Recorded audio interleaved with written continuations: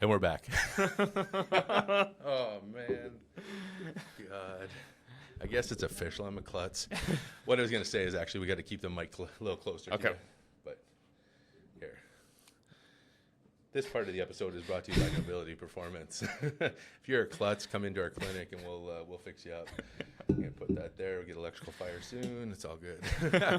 Okay, let's get back to it. So you were saying when you moved there, 2018. Yep.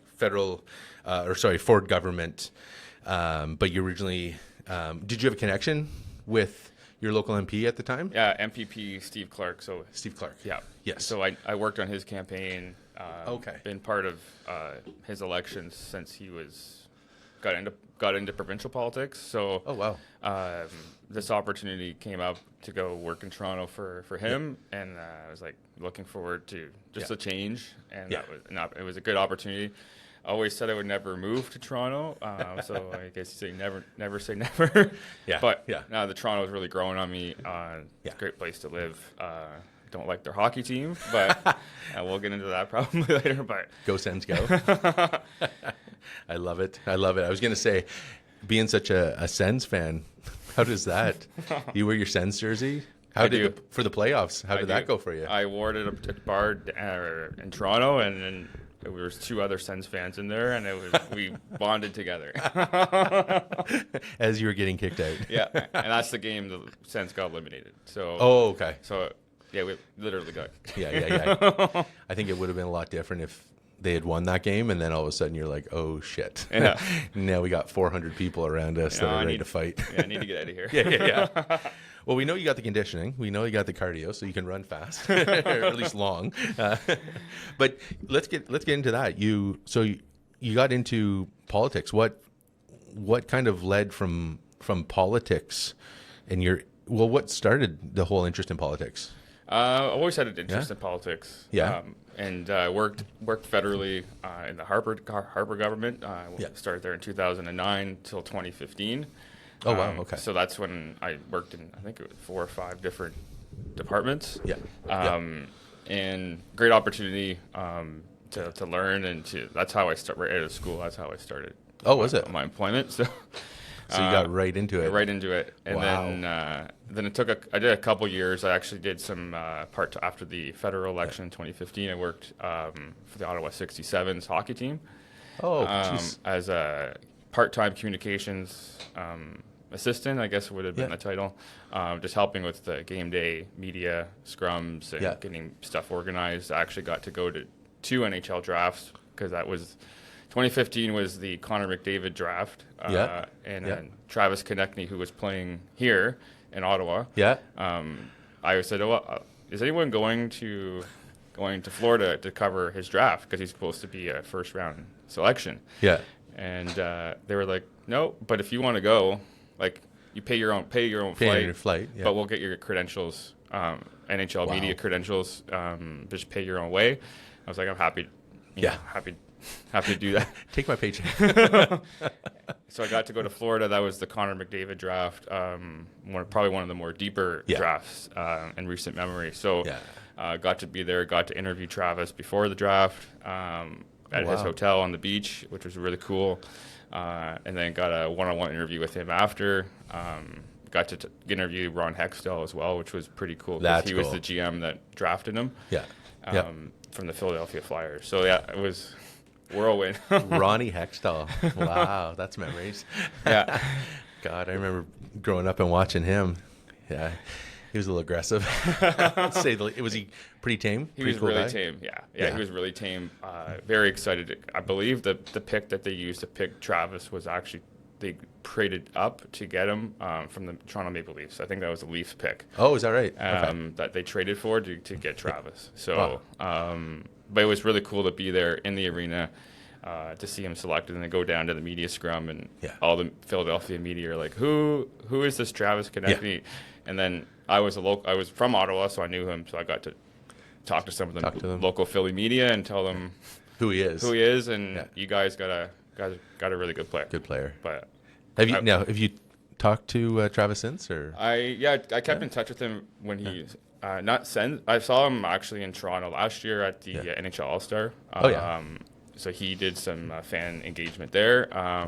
But yeah, no, it was cool because it was a unique opportunity to be there when he was drafted, and that's something I'll never forget. Like just being in the media studio when that was all done, and that was really cool. It was, and the interview Ron Hextall, where you asked him a question, which was like this is like starstruck. Oh yeah, he was I mean, I think anybody in kind of 35 plus years of age is going to know that name, and I don't even think you have to be a hockey fan to really know the name, right? Like he was one of those guys that kind of crossed borders, even though he's such a big name in the hockey world. But he was just bigger than life for a lot of people, right? Yeah, so.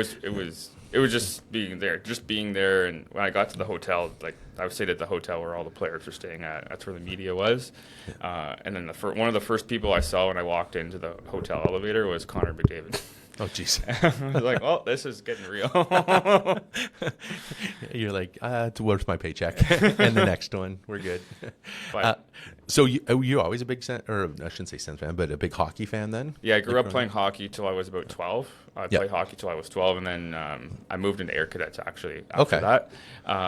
But always had an interest in hockey, played, followed the Sens since they were here. I think my dad tried to get me to be a Leaf fan, but that didn't work out.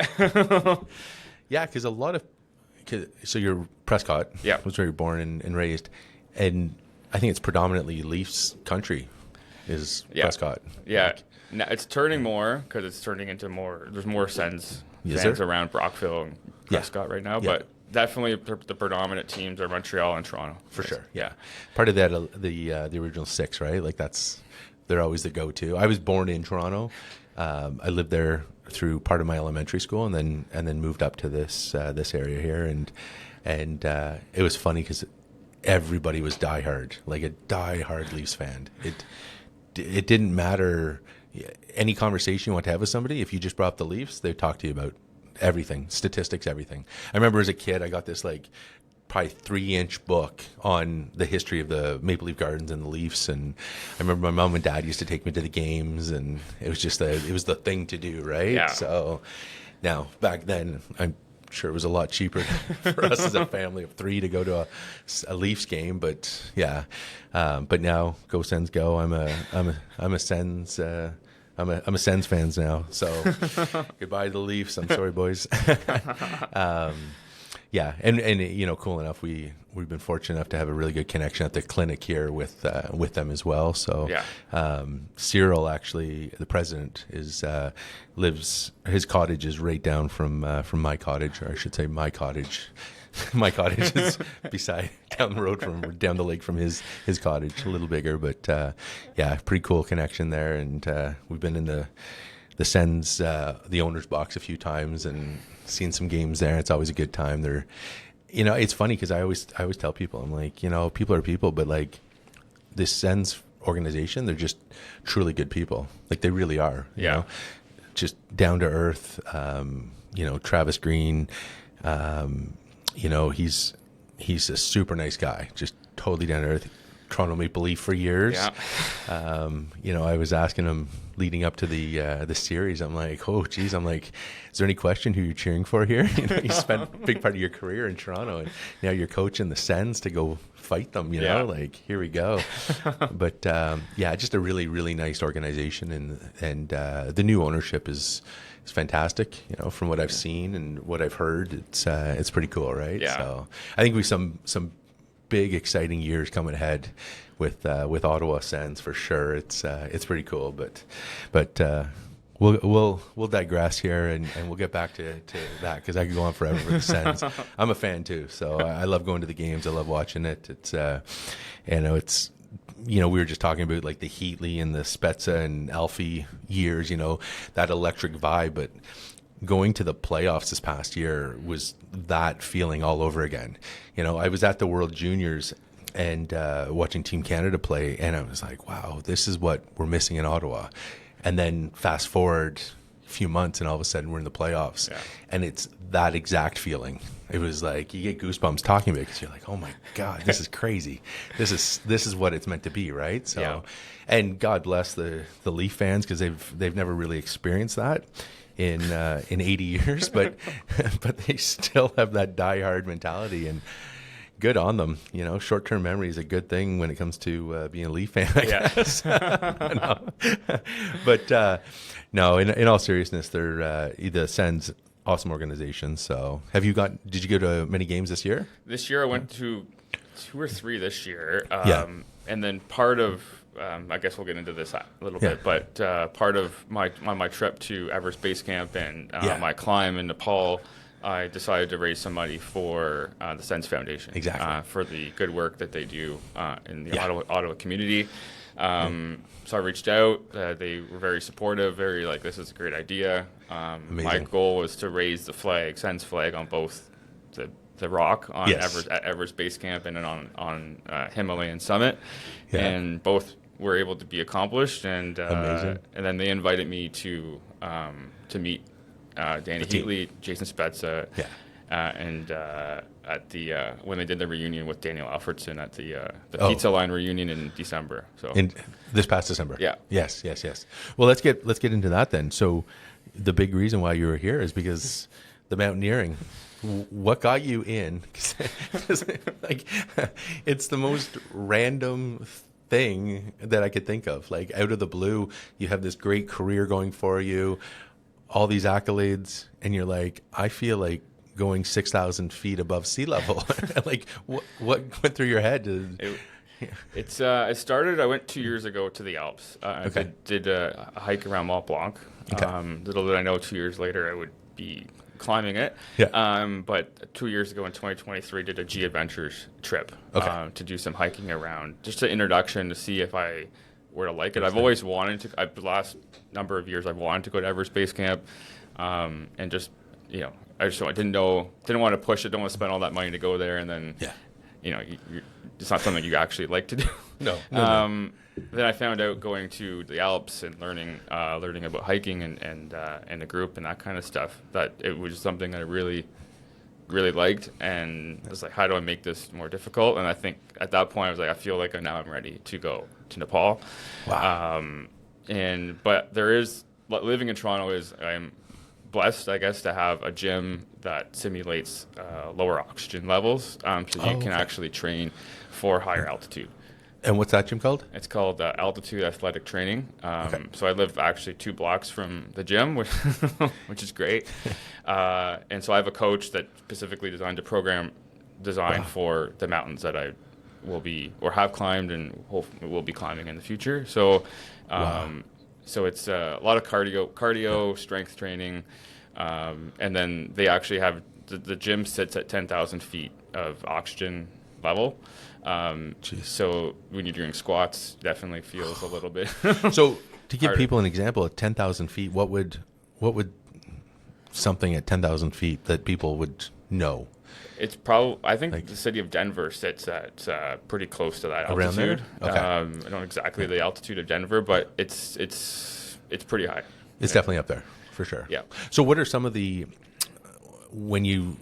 just in general at 10,000 feet, what are some of the side effects that you're feeling during that time? So when you're doing squats, I know your heart pounds a lot harder. Yeah. Your beats a lot harder when you're doing heavy squats. So that you actually I can't lift as much in that gym versus at a sea level gym. Yeah. So that's one of the differences. If you just step into the chamber, there's no real change. You don't really notice anything until you start doing some exercises. Stairmaster at that is tough. Yeah. Oh God. Yeah. And then my coach, the design, because I had to carry weighted packs on my last trip, so we I got up to about I think it was 35 pounds weighted backpack on the Stairmaster for a good amount of time. So 35 pounds, at 35 pounds, what are you carrying that would equate to that? So you're carrying, you'd be carrying like you have your mountaineering boots that you would only wear for certain portions of a climb, your ice axes, your crampons, which is those spikes on your boots, base layers, any extra clothing that you need, because you never know what the weather is going to be up at altitude, so you need to be prepared for all eventuality. And so your first official hike is... Yeah. What was that one? Was that France? It was in France in 2023. Yeah. 2023. And what a better way to get through COVID. Jeez. Isolation 6 feet? No problem. We got nobody around us. It's all good. So for France then, how long from start to finish? Like, because you have to climatize for how long? So the highest elevation we got to in 2023 was only 2,200 meters, I believe, was the highest we hiked to. There is a cable car that can take you up to 3,500 meters. Okay. But that's more to get tourists look at Mont Blanc. So tourists can take the cable car up to 3,500 meters, and then when we went up there, and I didn't even do any hiking. There's like a coffee shop up there. There's observatories up there, so you can. It's very tourist friendly. Yeah. But if you were to run up the stairs, that's when I noticed it's intense. I'm not acclimatized to 3,500 meters, so it's a little more intense. Yeah, no, for sure. Because I've never experienced anything like that. I've been to altitude, but I've never intentionally hiked a mountain. So what would that essentially feel like for the average person? Like how much time was leading up to your first, and you used the term only, but what would it be a 4-week or an 8-week training session that you did leading up to that, or did you do nothing? For the first one, I just did Good Life. Yeah.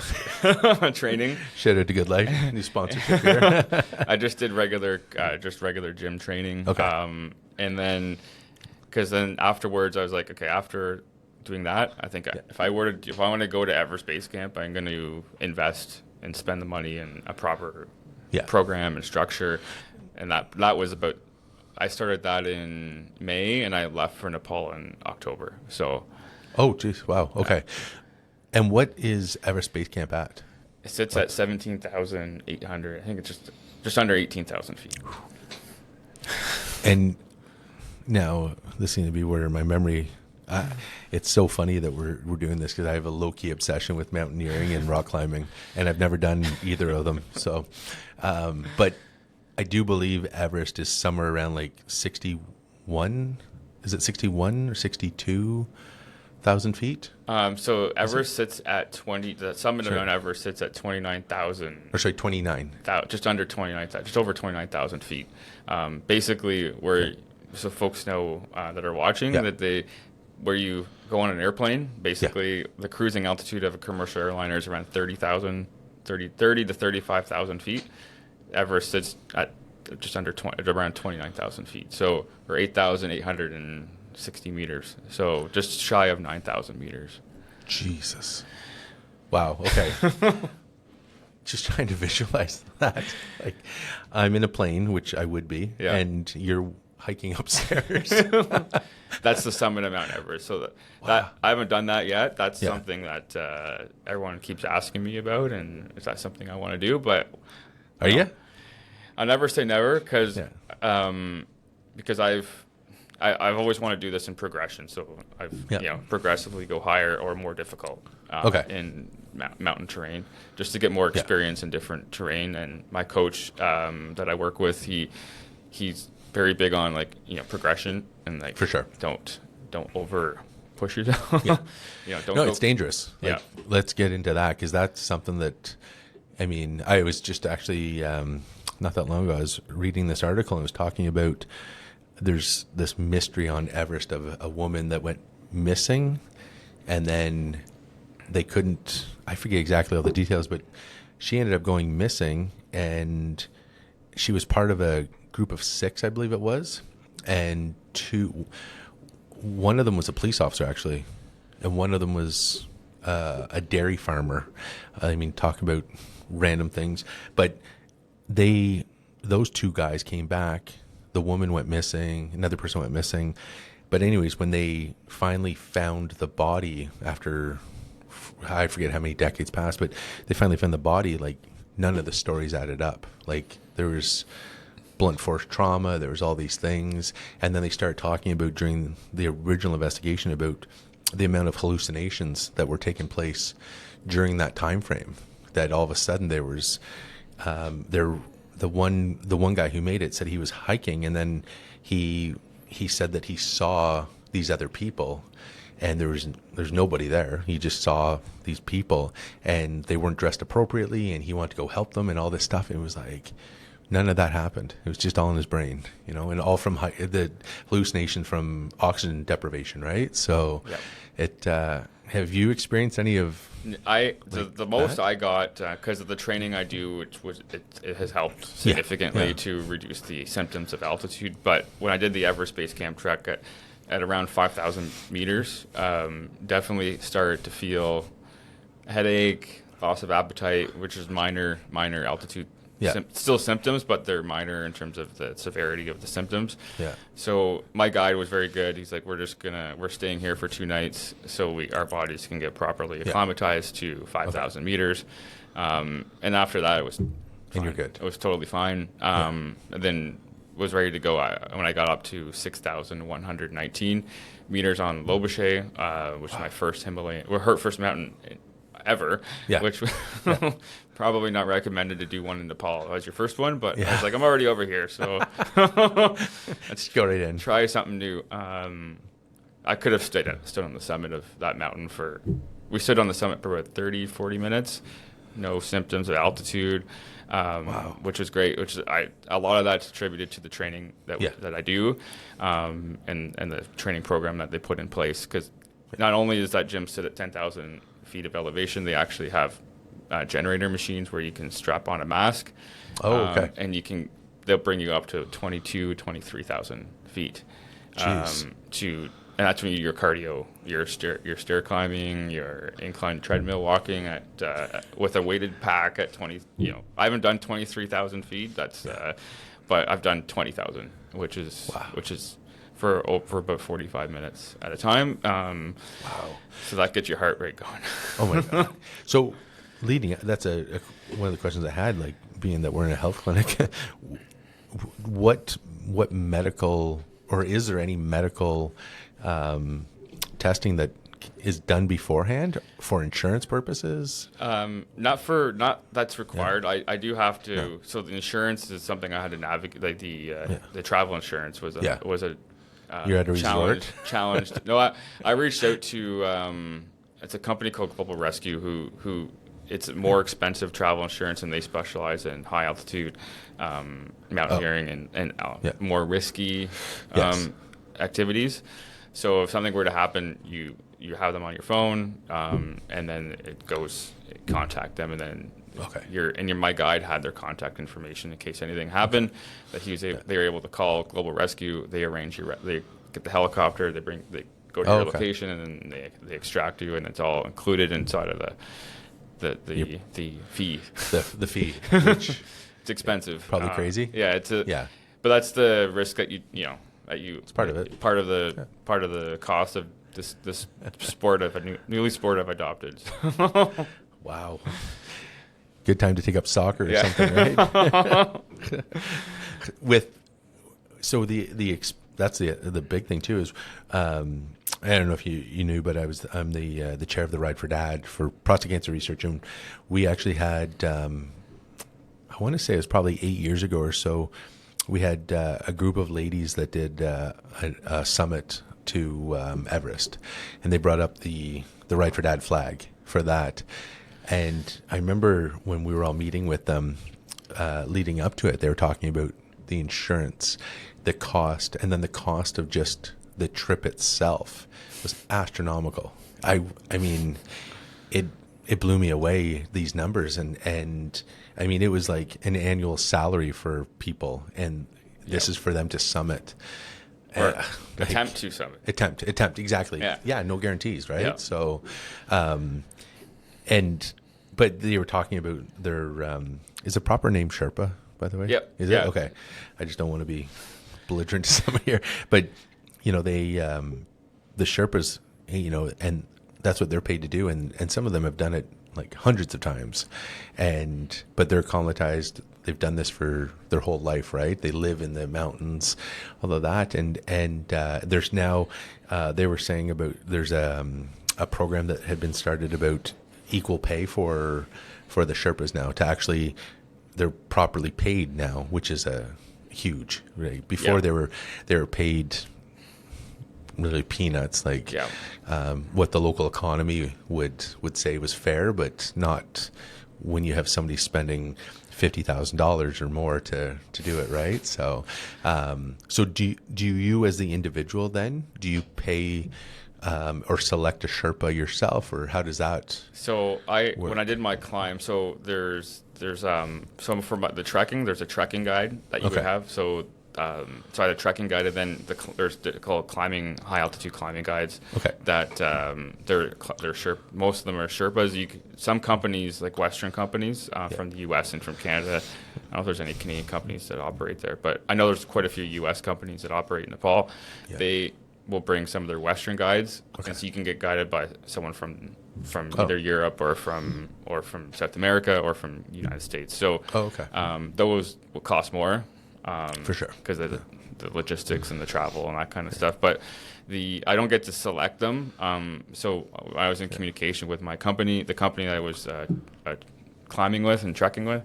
I got to meet the guide before, not my climbing guide, but my trekking guide. So it was cool. And then there were some logistical challenges. My guide ended up being stuck somewhere, so I got a new guide because there's constant weather delays in Nepal, because a lot of these airports that are in the mountains need perfect weather to land, and if not, then you have to take a helicopter, and helicopters cost a lot of money to do.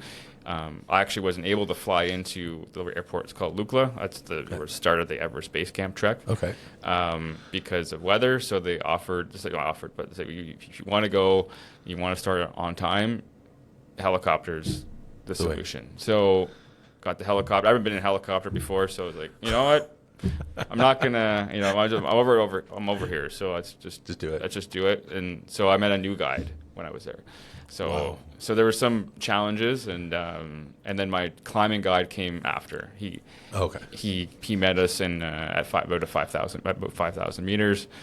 I got introduced to him, got to spend some time with him, and learn a little bit more about him. Young climbing Sherpa. Local, yeah. He had guided on Mount Everest and on a mountain that's called Amadablam, which is it's called the Matterhorn of the Himalaya. So it's one of the more. It's actually, some people call it harder. It's harder to climb than Mount Everest in terms of its technical abilities. Some of the camps on that mountain are basically sitting on a ridge, and if you if you roll in your sleep, you're screwed. Don't roll. So it's a very technical mountain. So he was actually going to be guiding on that after he was climbing with me. But just goes down and gives back up. But he was very patient with me.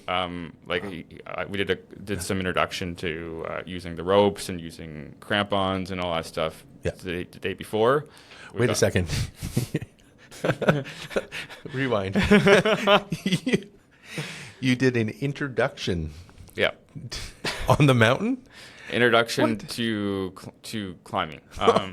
So it was on a rock that was close to the mountain. So it wasn't on the mountain, but it was the day before, because they called the mountain that I was climbing, Loeshe, it's called Trekking Peak. Jesus. Which is probably deceiving, because I don't think it is a trekking peak. No, it's a real mountain, steep, and has ice and all the other stuff on it. So, and then, what a gangster move though! This guy catches up to you, weather delayed. So I'll just catch up. He put on jogging shoes and took off. So I actually didn't get to see him. So he was still stuck. So they gave me another new guy. So I got a brand new but I got to meet him the day before. Like I got to have dinner with him and learn and actually have a conversation. He spoke English. So I was going to say language barriers or yeah, no, he spoke English. So I learned more about him, and I just wanted to make sure that I was in good hands. Just wanted to talk to him about his experience, and he's been on Everest. He's been on Dublin, which is a very technical mountain. So I was very comfortable. I was like, okay, I think I'm good. I'm safe hands with him.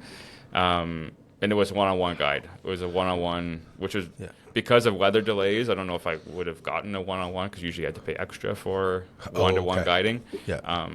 Which was, I think everything kind of worked out. My mom, but it was just the two of you then that were. It was two of us. Yeah. Hiking up. Yeah. Could you see other people around? Or? Oh, there was we had dinner with a bunch of different people.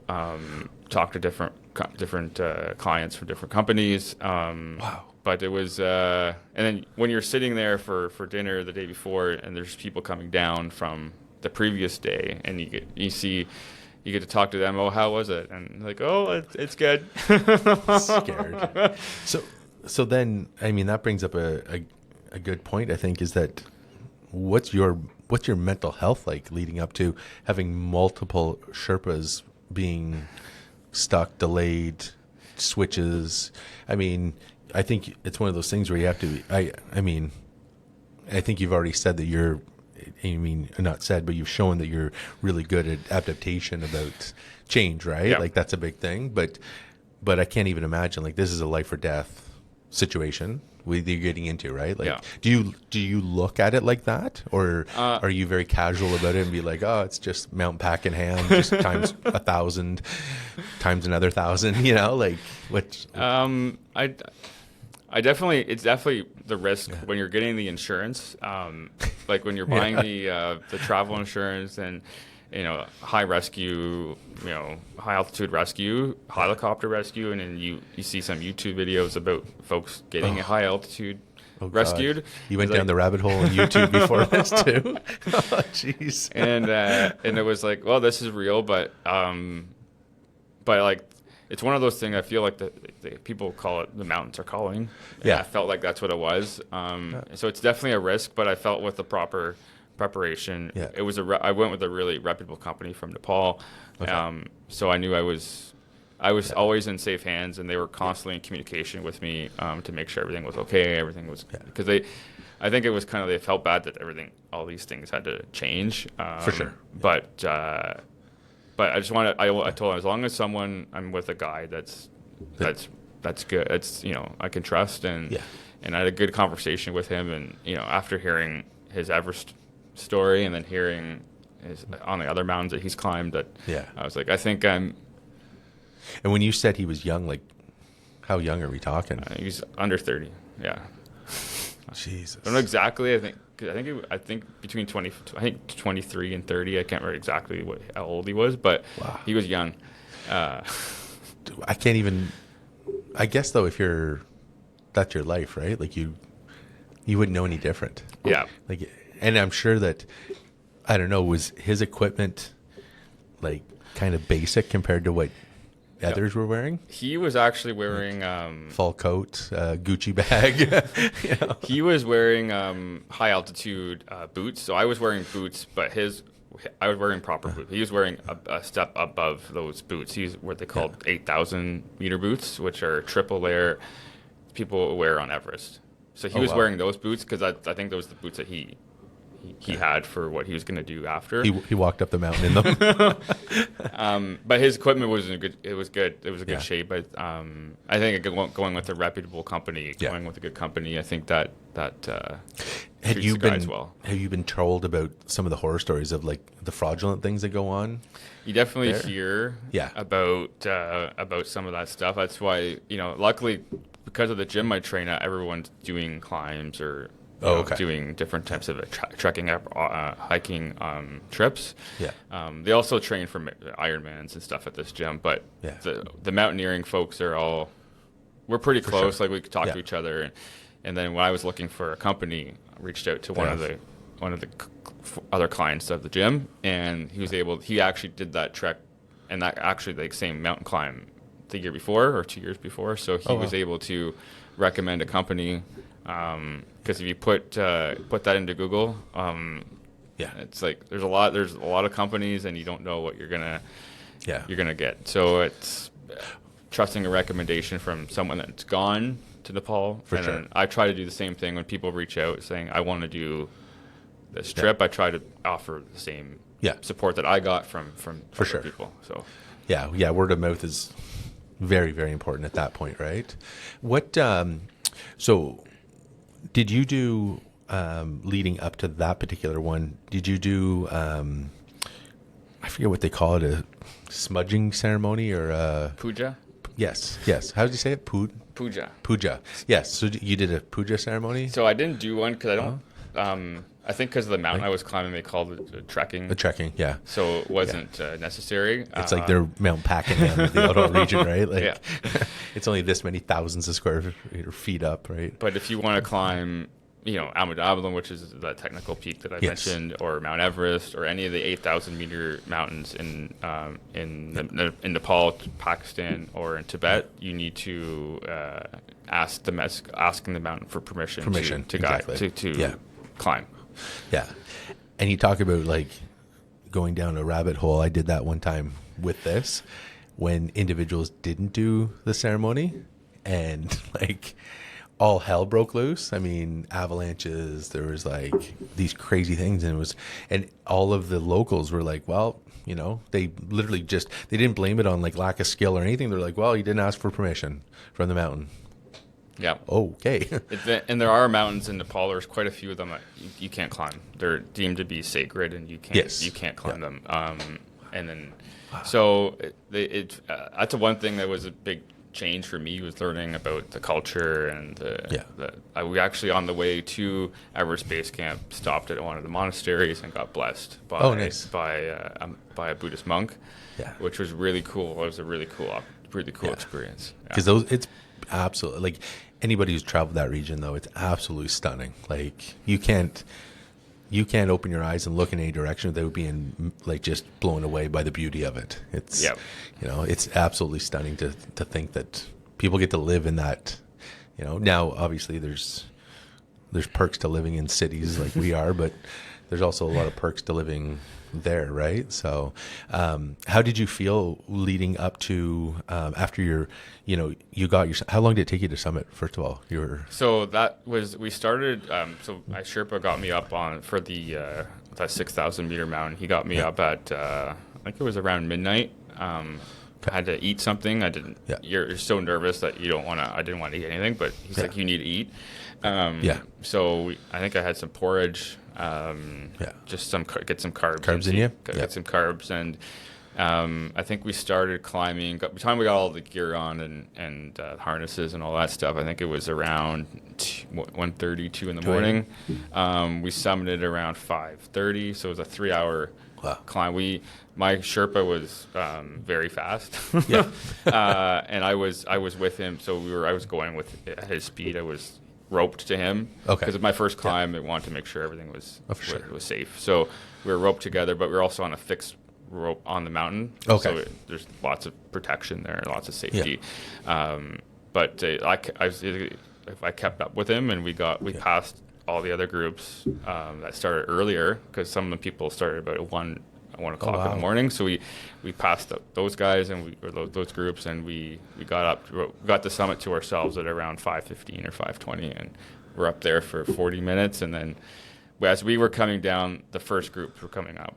So we got that, and it's pretty special to have a Himalayan peak summit to yourself. It's very rare, because a lot of these mountains, there's so many people climbing them that it's very rare. Especially these mountains, which are deemed to be introductory climbs, it attracts a lot of people. A lot more tourists. And I mean, would you attest that training then in Toronto to the reason why you're able to kind of keep pace? Or it was my cardio.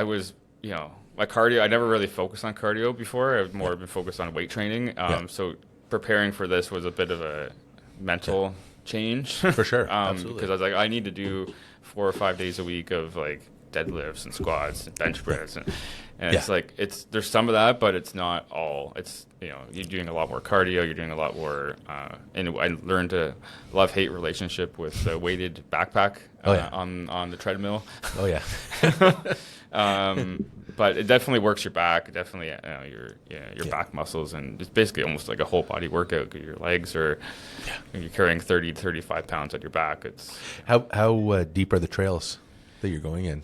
So in Nepal, on the EBC tray, on the trek, it was pretty smooth. It's like just sand and gravel, and as you get closer to Everest Base Camp, it's a little more rocky. Very rocky, so you have to be very careful not to lose your balance. But on the climb itself, like there's rock to start, and then you put on your crampon, the crampons on your boots, your spikes, and then you're going up. We encountered a vertical ice wall, which I don't think it was there the year before. No one had told me about it, and I've watched a lot of YouTube videos about people climbing this mountain and didn't see that in any of the videos, so it must have been a so I was like, well, the only way to get up this mountain is you need to get up this ice wall. So, you stick your crampons into the ice, and then you have a Jumar. It's called a Jumar. That's an ascender on the rope, and then you just push your way your way up. Like kind of the thing that clamps in and then goes up? Yeah, okay. And it won't slide down. So so it's... now, do you have one in each hand on that, or is it just a single? It's just a single one, yeah. So, but you're tied. Your harness is tied to a rope that's connected to the. So you obviously have to have a lot of upper body strength to be able to endure that. Because if anybody's ever done a rope pull, for instance, at 10 feet you're exhausted. Yeah. So to whatever that height was too. Not to mention altitude, the stressors on the body too. Did you actually have a heart monitor or anything like that? I didn't. I bought a Garmin watch after. Oh no. Because like a lot of expenses going into it. It was like, but I had it for my climb of Mont Blanc last in June. Yeah. And my heart rate was averaging, I think, around 130, 140 beats per minute. Peaked at about 158, I think, or something. Jeez. So it was you're in zone. I guess it would be called. Like, it depends on everyone's heart zones, but for me, I was over and probably in zone 3 and zone 4. And I'm assuming then your resting heart rate now is probably significantly lower than it was to start when you started doing this training. I'm sitting at around, my Garmin shows around 45 to 48 resting heart rate. So I'd be legally dead if it went that low. Wow. That's crazy. That's marathon runner, which makes sense. Yeah. Like that would be why, right? Yeah. So before we get into that second, I want to say trek, mountaineering adventure that you did, what physical and mental changes then have you noticed since you started doing the training? Because I can only imagine that. I didn't know you before you did all this, but I can only imagine that. And it exponentially changed your life. What has it been like for you, health wise, mental clarity, all that? It's been like I'm not as much muscle on my body as I used to. Like when I used to did a couple bodybuilding shows. So don't have as much muscle mass as I would at that time, but I feel healthier.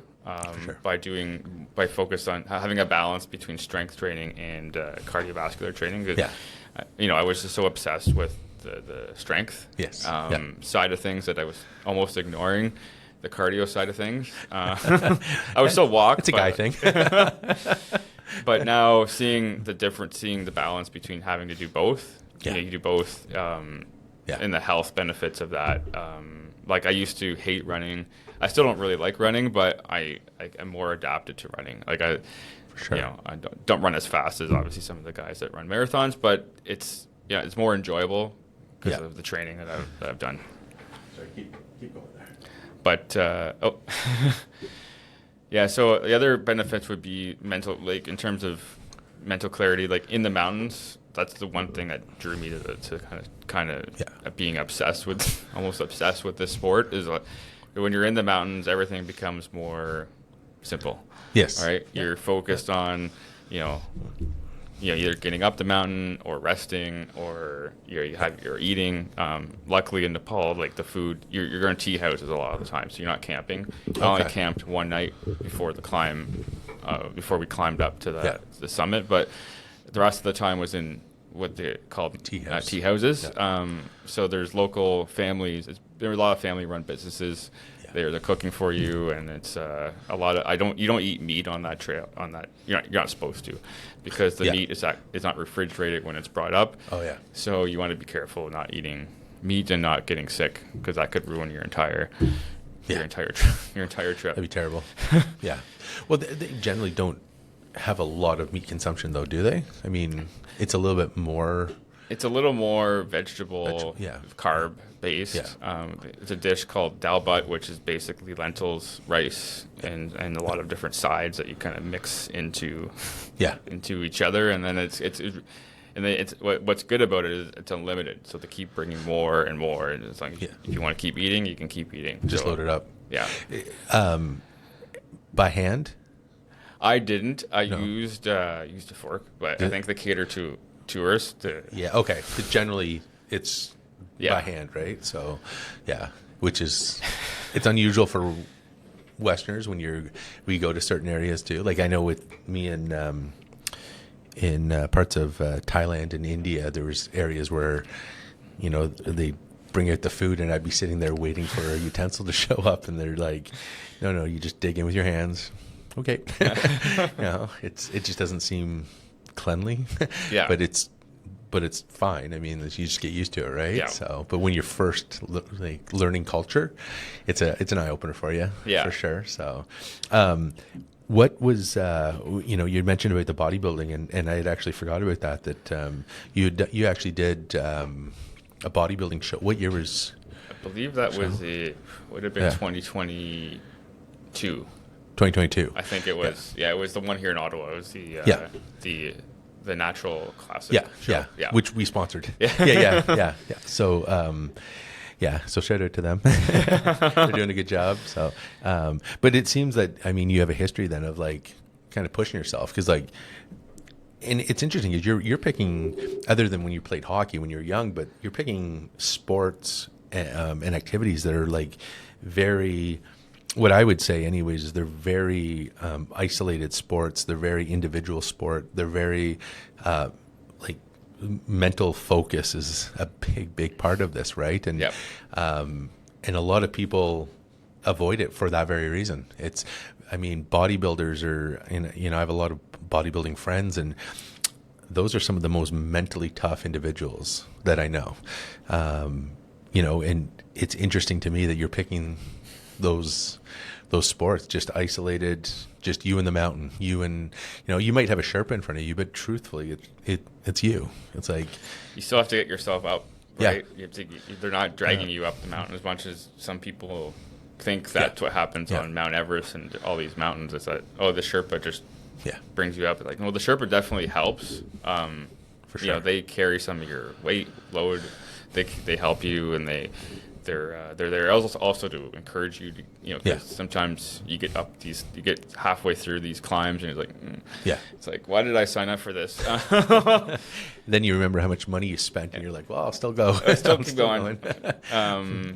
But it was good, on my climb too. I didn't know about this till after that you bring a Coca-Cola, a regular, not diet, but regular Coca-Cola, to kind of give you that sugar, that energy. Or you bring where Snickers bars are very popular for climbers, so you get some quick sugar into your body, and that gives you kind of that push, or part of the push to keep going. So that's interesting, because I would think just the gel packs. Yeah, that would work too. I would think a lot of people would just have those little gel packs that, you see the runners and that doing, but Snickers bar. I'd be afraid of the can of Coke blowing up because it froze on the way up. So I hear this big explosion in my back. Everything's sticky now. Now I'm sticky and wet, and I'm 8,000 feet up in the sky. This is not good. So this last, let's talk about this last trek that it's the proper term, trek. Sorry. Climb. The last climb you did. Yeah, well, I guess we already determined that the first one was, they said trek, but it really wasn't. So, so this last climb that you did, when was it? The month that you did It was that? in June of this year. So June of 2025. 2025. Oh, this is the one you just did. Sorry, yes. So, and is that generally a common like time for those particular mountains? Yeah. So the Alps are changing. Every mountain range is changing. But the safest time theoretically to climb Mont Blanc and a lot of these climbs in the Alps is between the months of May and September. But I chose to go a little bit earlier in the year just because more logistics, but because in July and August it's been a lot hotter in the Alps, which makes it less safe for climbing conditions, because you have more chance of more rockfall, and then the snow becomes not as hard, so it's harder to get your crampons to stick into the snow because it becomes more slippery. Okay, yeah, which makes sense. Yeah. So I chose to go in a month where it was the chances of that. There's still a chance of rockfall every month. There's a rockfall, but you can minimize some of that risk by going in. Was there any in the time frame that you were there? There was rockfall as we were climbing. We were in a safe area, but it's a section of Mont Blanc. It's called the Grand Couillard, and it's basically an open slope area where there's rocks that can come down, bouldering down this section. Which is scary enough, and I've saw enough videos. I was like, "Oh, this is real." And then so we passed the section where the rocks likely are to, hit climbers and go down. We safely crossed that area, and then we got to the more rock climbing section. Yeah. And there was rockfall, but it was in that other section. So it was in a safer. We were in a safe place. There was no climbers that I saw that were injured or even in that area when that was going on. But it was. That's why you need to go really early. So we left for that, started to do that climb at 5 in the morning, because you need to go before the sun hits the rocks and starts dislodging the rocks. Jeez. But there was rockfall. It was pretty far, but it's still like when your guide's yelling, rock, rock, rock, and you have to put your head over your helmet, and you're wearing a helmet, but you're ducking to make sure you don't get hit by it. Yeah, a helmet is like. It's so funny to me that, wear a helmet. It's a 2-ton rock. I mean, it's like when you see a helmet, you have to wear a helmet to go skydiving. It's like 30,000 feet up. I don't think the helmet's going to protect my toes. No. It doesn't make sense. No. But that's when it became it's real. It's like, there's danger in this sport. That's also why, picking the right company and making sure you go with a guide. So most of the guide, I think you can't guide in the Alps without being a certified mountain guide. So IFMGA is International Federation of Mountain Guide Association. So it's a worldwide body that certifies guides. And then my guide was amazing. He knew exactly where to put your feet. On the rocks, and exactly where to go, the safest areas to be. So I felt in really good hands. So I mean, like the last thing they want is a bad Google review, right? It doesn't help business. No. So they're obviously their vested interest is your safety and first and foremost, right? Yeah. And there's something to be said about governing boards for this is even in my world with the health industry is like. We have boards, the medical board, chiropractic board, et cetera, and all that, and massage therapy boards, and a lot of people are like, you have to pay and you have to do this, you have to do that. It's like, but they legitimize what you're doing, right? Mm-hmm. They protect you. They protect the client, the patient, whoever it is. Like, there's value to it. So you want to find someone, not Uncle Joe that's just decided to climb the mountain on the weekend and guide you because you flew to Peru. But what on that particular climb then, how long was the start and the finish for you then? So we started. So you get to a hut, the first mountain hut. So the first day you take a train up, then you hike about a couple hours to the first hut. So that's more trekking, climbing than climbing. And then the climbing really begins at, it's called the Tétreus hut, it sits at 3,500 meters, which is in the summit of Mont Blanc is 40 800 meters. So you still have a ways to go. Wow. So we got there, had a nice dinner, got a good as much rest as you can get at in these mountain huts, which are basically just like big dormitory. Like everyone's sleeping in bunk beds, so it's you hear everything. Oh wow! So is that do you just pay? Is that part of your fee that you pay? Yep. And you just stay there? It's part of the guiding fee. Okay. Yeah. So they book all these accommodations for you, which is good because they fill up really quick because Mount Blanc is one of the more popular mountains to climb in the world. So that's how they can kind of control how many people theoretically are climbing the mountain. It's because there's only so many spots in these huts. But some people climb Mont Blanc in a single push where they don't stay anywhere. They go up and come down the same day, which is crazy. Which is very, I admire a lot of those folks that do that. So we did it a more gradual approach, which is less susceptible to altitude sickness. Okay. So you get acclimatized at that altitude and you keep going up.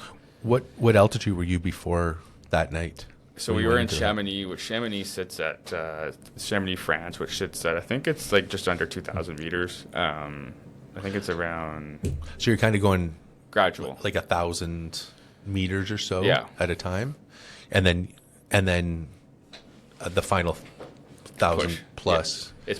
That's the hardest part of the whole expedition is so you get up at this hut at 3,500 meters. Then you climb that rock face. Which is crazy. First time I ever did rock climbing in the dark. Oh yeah, the sun's starting to come up. It's like six-ish, but the first part's in the dark, which is I prefer climbing in the dark because you can't see. You don't see the big boulder coming your way. It's just And then you stop you go through that for a couple hours. So you start at 5. You get to the next hut at 7. It kind of looks like a spaceship kind of looking hut, which is really cool. You stay there, get a nice cup of coffee, and then you push your way up to the summit after about a 15 or 20 minute break. Get your crampons back on, get all geared up, and we got to the summit around 12:30. So we started at 5, got up at 12:30, give or take, and then we're back down to that hut. The closest hut at I think we're there about 2:30, 3 o'clock in the afternoon. So it's almost a 12-hour day. Do you stay over? Yeah, we stayed that night. Then? Yeah, okay. We stayed that night. Yeah. And roughly how many people would be at the summit when you did that? So the summit, there was only about maybe 10 other people there at the time. There was more coming in later. Yeah. But you don't want to go much later than 12:30 because then the snow gets too slippery, just really soft for sure. So you want to judge that, So what you're saying is being a Sherpa is kind of a good job. You're Monday to Friday, midnight to 2 in the afternoon. Yeah, pretty good. Wow, that's pretty crazy. So I know for sure a lot of people are going to want to know this. When you're looking at cost for this, subtract the training, that getting ready for it. Someone wants to do this particular trek. You hire someone. You do it? And you don't have to answer if your family doesn't know how much you spent on this. No, they know. Okay. So, but how much roughly? So Everest Base Camp, the flight to Nepal from Toronto is I spent around just under $3,000 to get there, and then from. Now, did you buy a one-way ticket? No. Is that morbid of me to ask? You buy a round-trip ticket, but...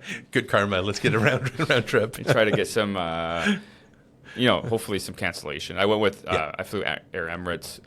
Oh, nice. Emirates there because they have direct... It's a stopover in Dubai, and it's the most efficient way to get there. Yeah. Long. It's a 12-hour flight from Toronto to Dubai, and then another 4 hours to Nepal.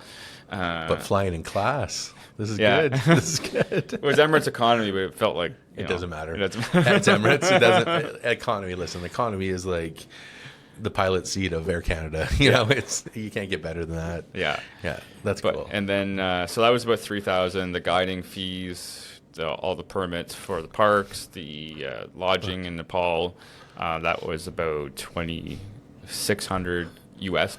So okay, just over 3,000 Canadian dollars. So you're already at 6 at that point. Yeah. And then you have the insurance. 3 times that. You add another, 5. Add almost just under $1,000 for that. Okay. Which is crazy, but it's still a lot. And then then all the food's included with that price, with the guiding fee price. So all in, without equipment, you're looking at about between $6,000 and $7,000. Okay. Plus the plus the gear that you have to buy to get over there. So you add that, but you can use that for different other things. For sure. So you add another, because that's expensive. Yeah, I think I spent about $2,000 on gear from the first one. So you're looking at all in probably about $8,000 for Everest base camp. So that's base camp. So now, so your next one, so base camp, how many is there? 3 camps in Everest? Everest has 4 camps. 4 camps. Okay. Camp 1 sits at 50. It sits at over 6,000 meters.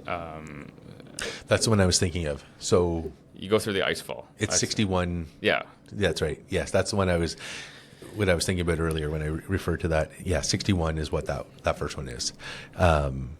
So do you have extra permits to pay per camp? So you pay for one. If you were to climb Everest, you have to pay a permit. Wherever you go to Camp 1 or Camp 4 or Summit, you pay the same permit fee, which I think Nepal has increased it to $15,000 US for next year. For next year. That's just to step foot on the mountain. That doesn't include anything. That's just the permit to climb. That's US. $15,000 US. Yeah, that's going to be what it is next year. Yeah. Holy. So you're trying to get it done this year? No, that one's a more longer term, at the long term thing. Once you get more experience. But I think a good way, like in my business mind, leverage sponsorship, leverage corporations, things like that, right? Yep. Like, I mean, how badass would it be to have your like corporate flag on the summit?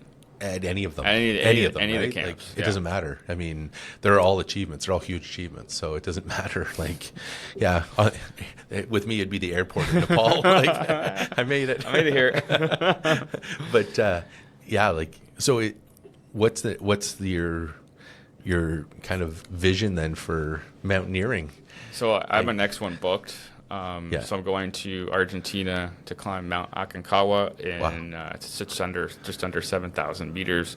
Wow. Highest mountain in South America. Highest mountain actually outside of Asia.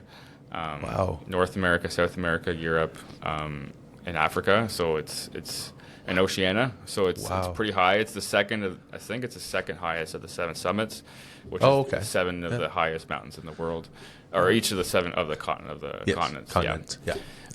So Everest is obviously first, Aconcagua is second. In terms of elevation, but not in terms of technical ability. This one sits kind of where in the middle of technical climbing ability. It's more the wind up at that altitude at 7,000 meters. That's where the danger happens. Sure. Yeah, because their wind gusts would be ridiculous. They blow you off the mountain. That's why you clamp in.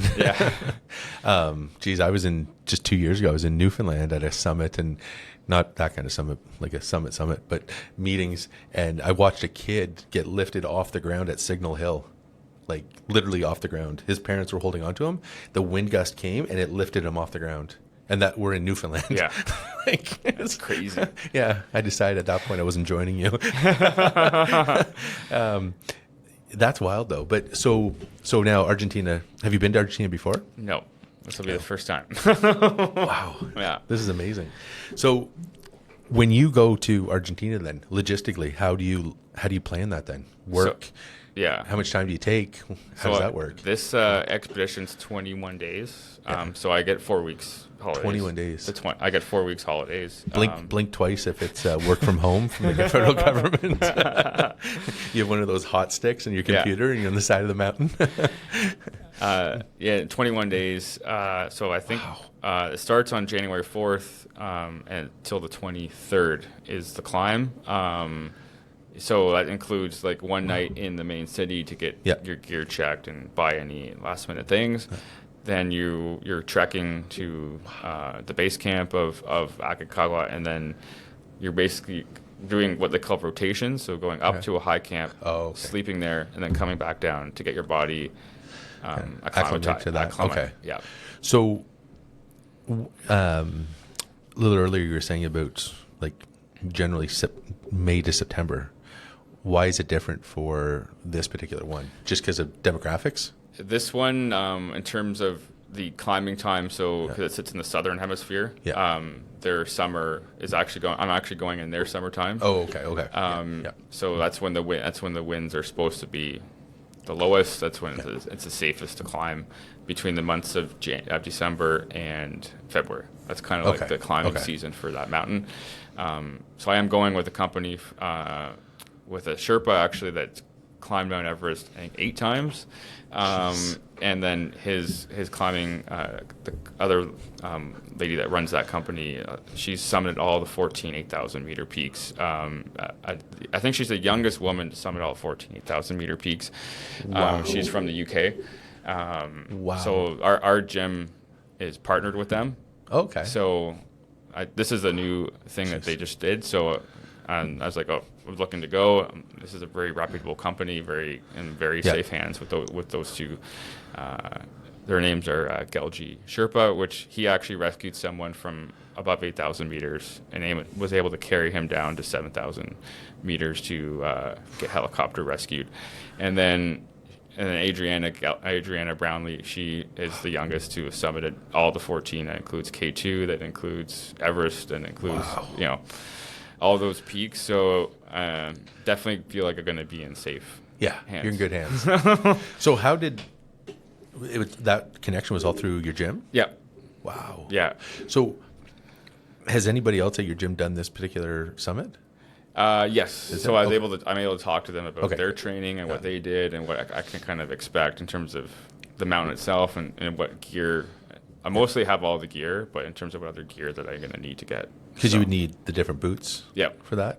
But you can choose to rent them there too. So you can rent them in the city that you fly into, which is called Mendoza, Argentina. That's where you start. Wow. But you can rent a lot of this stuff there. That's wild. Holy jeez. I just visualize like the Sherpa going up and untying shoes from people. Yeah. I can go rent them again. Jeez. So 7,000, sorry, was it 7?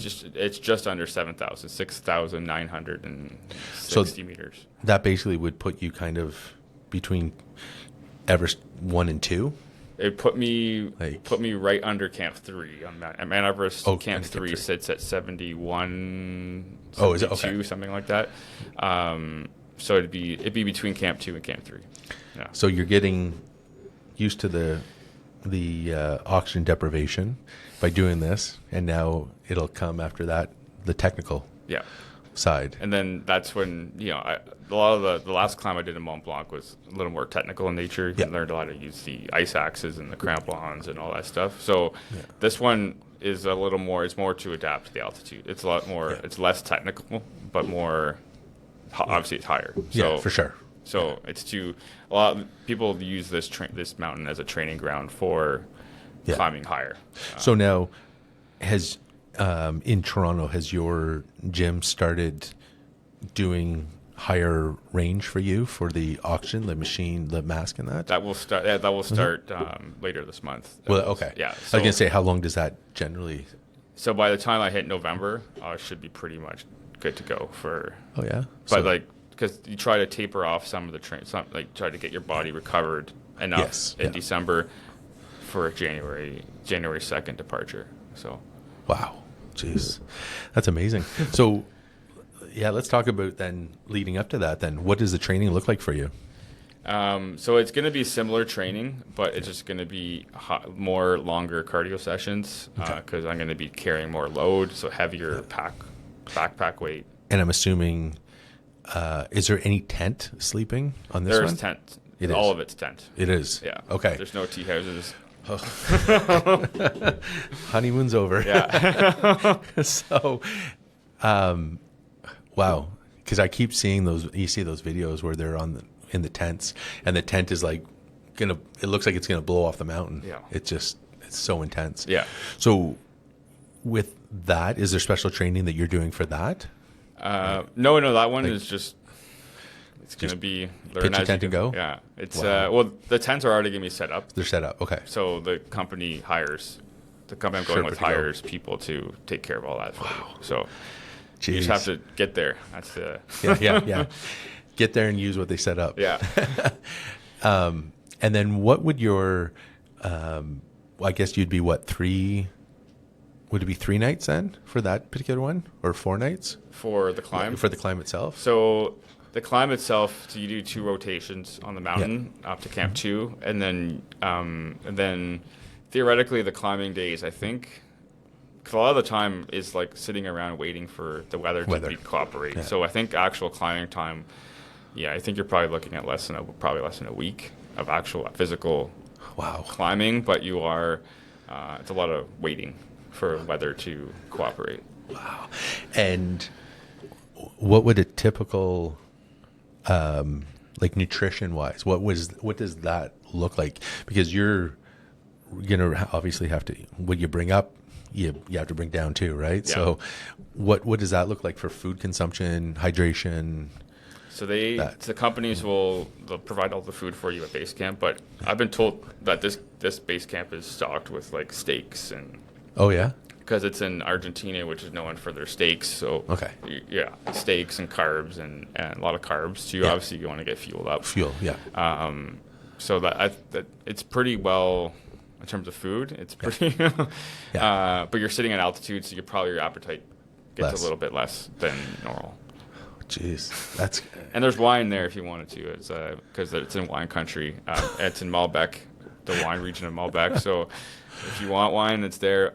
I probably won't have very much because you want to chance it. So, even you have 1 glass of wine at this altitude, you're fine, but at that altitude, it's a lot different, right? It hits you a lot. You want a pre-drink on a plane on the way to Vegas. Yeah. So I've heard. So when we're looking at the like nutrition and stuff like that, do you have to provide any of those like gel packs or anything like that, or do they give you? I'll have to bring that myself. That's okay. Yeah. Okay. And then permits and things like that. Is it much more stringent? Yeah. So this one, the permits, I think they're very expensive. I think they're almost $1,000 for the permit. But and they also do medical checks. From my understanding, they do medical checks before you can climb. So they'll make sure that you've adapted to the oxygen levels, that your body's responding. Basic medical checks, like blood pressure and that kind of stuff. Does your Garmin have O2? Yeah, it does. Yeah, that'd be fascinating. I'd like to see that. Take a picture at the summit. Like, what is it? Yeah, exactly. Yeah, like what % are you at that point? Because, at that point you'd be. I would assume they'd have oxygen. Like those cylinders, would you have just in case? They do bring them just in case. Yeah. I'm trying to do it without. Yeah. But it is there as a backup for medical reasons. Do you have any idea what like your resting heart rate or anything like that was before you started doing this altitude training? I think it was high. I don't remember what it was, but it definitely was in the 40s. Well, I can tell you when you were bodybuilding, like it certainly would have been higher, much higher than that. Yeah. I would assume. But even though you were in the natural side, so gear is usually what level elevates it. So, that's fascinating. That's crazy. So, I think we're a little over your hour time frame now. Holy geez! Yeah, it was good. We should probably wrap this up and get you on out of here because you have a long hike. But before we go, where can people find you? Where can they track your journey? Because you do post, you do Yep. like social media and things like that. You're posting. So where can people find you on that? So Instagram at Chris Crawford 07 is my Instagram account. So And I'll tag that. It's my Instagram. It's mainly where I post. Okay. I have other accounts, but they're my Twitter or X account's more for hockey. Okay. Nice. But Instagram's where I post a lot of this stuff. So I try to post content, trying to get more consistent with posting, and trying to document the journey once I start the training to Aconcagua. Yes. So show people what the journey looks like from. Do you have any way, like I know you did with the Sens Foundation like that. Are you doing anything for this time? Yeah, I haven't reached out to the Sens yet, but I guess I want to do that again for the Sens Foundation. Amazing. To raise money, because I raised $1,000 for them when I went to Nepal. So I want to do a similar thing for them this year, or for my next climb. For next time. And it's on one of the 7 summits. Yes. One of the 7,000 meters, highest mountain outside of Asia. So. I don't think the Sens. I don't know if someone can correct me if I'm wrong, but I don't think the Sens flag has been raised at the top of that mountain. But maybe the first time. But I'll check with the Sens to see if they. I can tell you that the nobility hasn't been, and also the right dad hasn't been. Yeah. So if you do feel like in your now 40 pounds of, I will hook you up with stuff for that, and so we'll get you some merch and. You can wear a nobility sweater up there. Because I know that'll be the first and last time that it hits the summit anywhere in the world. So, but that's huge. I mean, congratulations on all that. That's like, it's unbelievable to think. I just love when people don't really believe in and they think outside the box on stuff. They're like, you know what, I'm going to do this. And they just put their mind to it and they just go and achieve it. Because I'm sure, 10 years ago even, you probably weren't thinking, hey, I'm going to go summit this peak, or I'm going to go do this. Maybe you didn't even know where those summits existed, right? Like you start diving into it, and it's pretty remarkable to think that you're at that point now where you're literally walking step to step with some of the most elite people in the world. I mean, every single person has done those steps. It's pretty crazy to think that you're in that category now with doing that. And I don't know, maybe at one point you'll retire completely and just start doing. You'll be the Sherpa. You never know. I'll be the guide. I don't think the benefits are the same, but but pretty cool. Good for you for doing that. I appreciate you coming here and sharing the story. Love to have you back when you get this done. Yep. So let's shoot for February, and we'll make sure to post some photos and links and everything in the description here. And good luck with that. I'm sure it's gonna be amazing. Yeah, awesome. I'm excited, buddy. Yeah, thank you. Thank you so much. We'll talk to you soon. Yeah, bye.